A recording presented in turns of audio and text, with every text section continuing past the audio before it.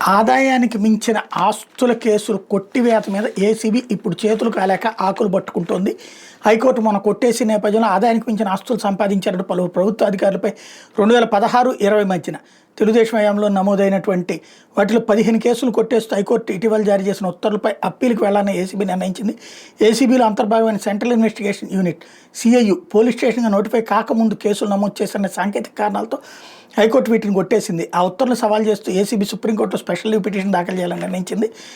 సంబంధిత కసరత్తు పూర్తి చేసింది. ఇందులో కొట్టేసిన కేసులు పాము పాండురంగారావు ప్రజారోగ్య విభాగం ENC, Doddapaneni Venkaiah Naidu sub register, గేదె లక్ష్మీ గణేశ్వర సర్వే ఇన్స్పెక్టర్, కరణం వెంకట రంగ సాయికుమార్ సంయుక్త కార్యదర్శి సాధారణ పరిపాలన విభాగం, గోపురం ముని వెంకటనారాయణ జాయింట్ డైరెక్టర్ ఉపాధి కల్పన శిక్షణ శాఖ, Dayam Pedarangarao motor vehicle inspector, K Venkatappa police inspector, Rampalli Satya Phani Dattatreya Divakar junior assistant Panchayati Raj, Sagadam Venkatrao assistant motor vehicle inspector, Mummana Rajeshwara deputy inspector of survey, Battu Hanumantharao assistant geologist Srikakulam, Rachuri Sivarao tahsildar Vijayawada వీళ్ళనమాట.